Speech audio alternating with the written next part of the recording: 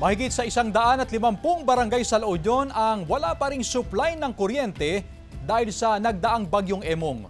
Mula sa probinsya ng La Union, nakatutok doon live si Jasmine Gabriel Galban. Jasmine? Chris, sa ngayon nga ay tumutulong ng ilang electric cooperative at ilang electric company sa restoration ng kuryente sa iba't ibang mga bayan sa probinsya ng La Union.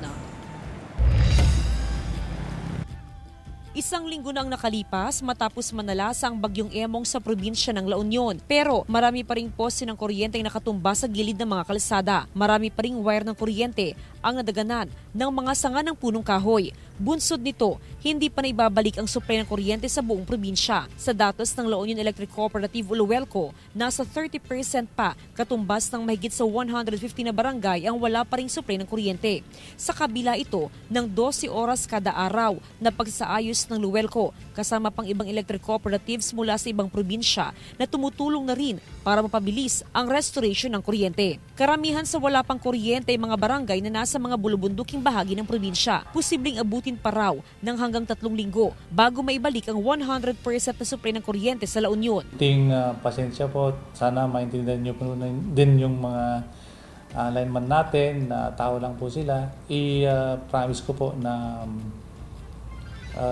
mabibigyan po asap po yung power nila. Bukod sa restoration sa supply ng kuryente, nagpapatuloy rin ang clearing operation sa iba't ibang mga bayan, gaya sa Bacnotan, La Union, na isa sa mga pinakanapuruhan ng bagyong Emong.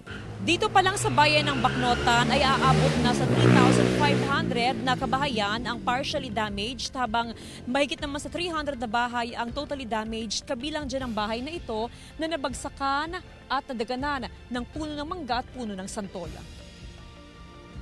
Galos sa katawan ng tinamo ng mag-asawa matapos bumagsak mula sa second floor ng kanilang bahay nang mabagsakan ng mga punong kahoy. Mahirap, ma'am. Hirap na hirap kami, ma'am.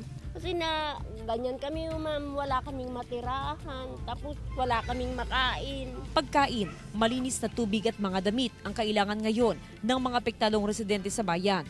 Yung patrabaho, ginagawa ko na, kahit trabaho ng lalaki, ginagawa ko na, ma'am. Akyatin ko pa yung mangga na lilinisan para may pira lang ako na pambili ng bigas, ma'am. Meron na rin ibigay na tulong ang LGU sa mga apektadong residente. Inaasikaso na rin ng LGU ang pagproseso sa assistance na magmumula sa national government. Sila naman yung inuna natin na binigyan ng tulong, and on process din naman yung mga requirements nila para mai-content sa atin sa national government. Chris, hanggang sa ngayon ay meron pa rin mga residente na nasa mga evacuation center. Sa record ng Provincial Government of La Union ay nasa 676 families, katumbas ng 2,308 na individuals ang nasa mga evacuation center. Ito yung mga residente, Chris, na kung saan ay totally damaged yung kanilang mga bahay, kaya naman wala pa silang mauwian ng mga bahay hanggang sa ngayon. Samantala, Chris, ay nasa 150 million na ang initial na danyo sa agriculture, habang nasa 1.1 billion pesos naman ang initial na damage sa infrastructure. As of August 1 naman ay meron ng 5 casualty sa probinsya ng La Union, 2 ang namatay habang 3 naman ang sugatan. Chris? Maraming salamat, Jasmine Gabriel Galban.